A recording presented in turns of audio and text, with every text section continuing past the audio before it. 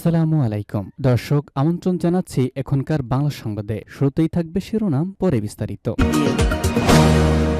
সর্বশেষ দেশের কয়েকটি গুরুত্বপূর্ণ সংবাদ জানিয়ে দিব। শুরুতেই থাকবে শিরোনাম, পরে থাকবে বিস্তারিত। বাংলাদেশ নিয়ে প্রশ্ন, যা বললেন ট্রাম্প। বাংলাদেশের বিষয়ে আমি প্রধানমন্ত্রী নরেন্দ্র মোদীর উপর ছেড়ে দেব, ঘোষণা ট্রাম্পের। এরপরে জানাবো জাতিসংঘের রিপোর্টে অনিশ্চিত আওয়ামী লীগ ও শেখ হাসিনার ভবিষ্যৎ। এরপরে জানাবো নির্বাচন দিয়ে সম্মানের সহিত বিদায় নিন, ডক্টর ইউনূসকে হুমকি বিএনপি নেতা গয়েশ্বরচন্দ্র রায়ের।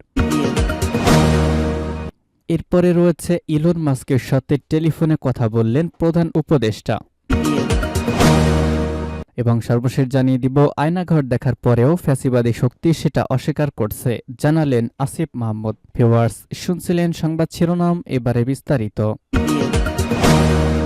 বাংলাদেশ নিয়ে প্রশ্ন, যা বললেন ট্রাম্প। বাংলাদেশের আওয়ামী লীগ সরকারের পতন এবং বর্তমান অন্তর্বর্তী সরকারের ক্ষমতাসীন হওয়ার ক্ষেত্রে যুক্তরাষ্ট্রের কোনো ভূমিকা নেই বলে দাবি করেছেন ট্রাম্প। সেই সঙ্গে তিনি বলেছেন, এ ব্যাপারে তিনি প্রধানমন্ত্রীর উপর নির্ভর করতে চান। ভারতের প্রধানমন্ত্রী নরেন্দ্র মোদী গতকাল ওয়াশিংটনে পৌঁছেছেন। সেদিন হোয়াইট হাউসে ট্রাম্পের সঙ্গে বৈঠক হয় তার। বৈঠকের আগে এক সংক্ষিপ্ত ব্রিফিং করেছেন ট্রাম্প। সেই ব্রিফিংয়ে এক সাংবাদিক থেকে প্রশ্ন করেন, বাংলাদেশের ক্ষমতার পরিবর্তনের ক্ষেত্রে বিগত বাইডেন প্রশাসন যেভাবে প্রভাব ফেলেছিল বা রেখেছিল, যার ফলশ্রুতিতে বর্তমানে ডক্টর ইউনূসের নেতৃত্বাধীন অন্তর্বর্তী সরকার ক্ষমতায় রয়েছে। ট্রাম্প প্রশাসনের আমলেও তা অব্যাহত থাকবে কিনা। জবাবে ট্রাম্প বলেন, এক্ষেত্রে আমাদের ডিপ স্টেটের কোনো ভূমিকা ছিল না। এটা এমন একটি বিষয়, সেটা নিয়ে প্রধানমন্ত্রী দীর্ঘদিন ধরে কাজ করছে এবং সত্য বলতে শত শত বছর ধরে বিষয়টি নিয়ে কাজ চলছে। কিন্তু আমি এটা তথায় প্রশ্নের জবাব প্রধানমন্ত্রীর হাতে ছেড়ে দিচ্ছি। প্রধানমন্ত্রী বলতে ভারতের প্রধানমন্ত্রীকে বুঝিয়েছেন ট্রাম্প। ট্রাম্পের সঙ্গে দেখা করার আগে নরেন্দ্র মোদী, ইলন মাস্ক, তুলসী গ্যাবার্ড, বিবেক রামস্বামী ও জাতীয় নিরাপত্তা উপদেষ্টা মাইকেল ওয়ালজের সঙ্গে বৈঠক করেছেন।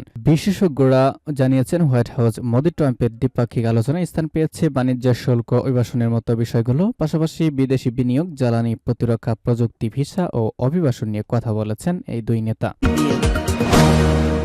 জাতিসংঘের রিপোর্টে অনিশ্চিত আওয়ামী লীগ ও শেখ হাসিনার ভবিষ্যৎ। জাতিসংঘের মানবাধিকার বিষয়ক হাইকমিশনার তদন্ত এর তথ্য অনুসন্ধান দল যে প্রতিবেদন দিয়েছে তা নিয়ে চলছে নানা ধরনের আলোচনা। রাজনীতিতে আওয়ামী লীগ ও শেখ হাসিনার ভবিষ্যৎকে কি শঙ্কায় ফেলে দিল এই প্রতিবেদন? শেখ হাসিনার বিরুদ্ধে মানবতা বিরোধী আন্তর্জাতিক অপরাধ ট্রাইব্যুনালে বিচার প্রক্রিয়া ইতিমধ্যে শুরু হয়েছে। গত 11 অক্টোবর আইন উপদেষ্টা ডক্টর আসিফ নজরুল বলেছেন, আগামী অক্টোবরের মধ্যে ট্রাইব্যুনালে 2-3টি মামলা রায় হয়ে যাবে। শেখ হাসিনার বিরুদ্ধে এই পর্যন্ত 108টি হত্যা মামলা হয়েছে, যার মধ্যে 16টি ট্রাইব্যুনালে গেছে। গত সপ্তাহে স্থানীয় সরকার, পল্লী উন্নয়ন ও সমবায় মন্ত্রণালয়ের উপদেষ্টা আসিফ মাহমুদ সজীব ভুইয়াও এই বিষয়ে কথা বলেন। সরকার নিয়ন্ত্রিত বার্তা সংস্থা বাসসকে তিনি বলেন, রাজনৈতিক দল হিসেবে আওয়ামী লীগকে নিষিদ্ধ করার ব্যাপারে বর্তমান সরকার শীঘ্রই পদক্ষেপ নেবে। তিনি আরও বলেন, এটা অত্যন্ত ইতিবাচক যে আওয়ামী লীগ নিষিদ্ধ করার ব্যাপারে রাজনৈতিক দলগুলোর মধ্যেও এক ধরনের ঐকমত্য তৈরি হচ্ছে। নির্বাচন দিয়ে সম্মানের সহিত বিদায় নিন, গয়েশ্বর। রাস্তায় লোক নামানোর আগে নির্বাচন দিয়ে অন্তর্বর্তী সরকারকে সম্মানের সহিত বিদায় নেওয়ার হুমকি দিয়েছেন বিএনপি স্থায়ী কমিটির সদস্য গয়েশ্বরচন্দ্র রায়। 12 ফেব্রুয়ারি লালমনিরহাটে নিত্য প্রয়োজনীয় পণ্যের মূল্যবৃদ্ধি সহনীয় পর্যায়ে রাখতে অবনতিশীল আইন শৃঙ্খলা পরিস্থিতির উন্নতি, দ্রুত গণতান্ত্রিক যাত্রাপথে উত্তরণের জন্য নির্বাচনী রোডম্যাপ ঘোষণা এবং রাষ্ট্রে পতিত ফ্যাসিসবাদের নানা চক্রান্তের প্রচেষ্টা মোকাবেলা সহ বিভিন্ন দাবিতে জেলা বিএনপি আয়োজিত সমাবেশে প্রধান অতিথির বক্তব্যেই মুনাফিক এসব কথা বলেছেন। গয়েশ্বরচন্দ্র রায় বলেছেন, বর্তমান সরকারের কিছু কার্যক্রম দেখে মনে হচ্ছে তারা নিরপেক্ষতা হারাতে যাচ্ছে। এই সরকার যেহেতু নির্বাচিত সরকার নয়, তাই সব বিষয় মাথা ঘামানো ঠিক নয়। যত দ্রুত সম্ভব সংস্কার শেষ করে নির্বাচনী রোডম্যাপ ঘোষণা করতে হবে। ইলন মাস্কের সাথে টেলিফোনে কথা বলেছেন প্রধান উপদেষ্টা ডক্টর মোহাম্মদ ইউনূস। প্রধান উপদেষ্টা মার্কিন শীর্ষ ব্যবসায়ী এবং যুক্তরাষ্ট্রের প্রেসিডেন্ট ডোনাল্ড ট্রাম্পের ঘনিষ্ঠ সহযোগী ইলন মাস্কের সাথে টেলিফোনে কথা বলেছেন। গতকাল বাংলাদেশ সময় রাত 9টার দিকে টেলিফোনে কথা বলেছেন তারা। প্রধান উপদেষ্টা deputy press secretary Abul Kalam Azad Majumdar telephone আলাপের বিষয়টি নিশ্চিত করেছেন।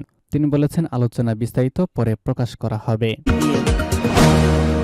সর্বশেষ জানিয়ে দেব, আয়নাঘর দেখার পরেও ফ্যাসিবাদী শক্তি সেটা অস্বীকার করছে, জানালেন আসিফ মাহমুদ। পুরো বিশ্ববাসী যখন আয়নাঘর দেখল, তারপরেও ফ্যাসিবাদী শক্তি সেটা অস্বীকার করার মতো নির্লজ্জ অবস্থান নিচ্ছে বলে মন্তব্য করেছেন স্থানীয় সরকার ও যুব ক্রীড়া উপদেষ্টা আসিফ মাহমুদ। বুধবার গণমাধ্যম ভুক্তভোগীদের সাথে নিয়ে আয়নাঘর নামে পরিচিত গোপন বন্দিশালা পরিদর্শনের বিষয়ে গতকাল বিকাল ঢাকা বিশ্ববিদ্যালয় কেন্দ্রীয় খেলার মাঠে তারুণ্যের উৎসবের সম্পন্ন অনুষ্ঠানে কথা বলেছেন তিনি। আসিফ মাহমুদ বলেন, কিন্তু সেটা করে অস্বীকার করে কোনো লাভ হবে না, কারণ ইতিমধ্যে জুলাই অভ্যুত্থানে তাদের গণহত্যা আন্তর্জাতিকভাবে ডকুমেন্টেড ও প্রকাশিত হয়েছে। আয়নাঘরে আন্তর্জাতিকভাবে ডকুমেন্টেড ও প্রকাশিত হবে। ফলে জাতীয় ও আন্তর্জাতিকভাবে একটি ফ্যাসিবাদী গণহত্যাকারী শক্তি যারা গুম খুনের মাধ্যমে ক্ষমতায় টিকেছিল, তারা আজীবন জনগণের শত্রু হিসেবে স্বীকৃতি পাবে, বলেন তিনি। এ সময় নিজের অভিজ্ঞতার কথা স্মরণ করে আসিফ মাহমুদ বলেন, শুধুমাত্র রুমের ভেতরে ছাড়া আর কোথাও আমার চোখ খোলা হয়নি।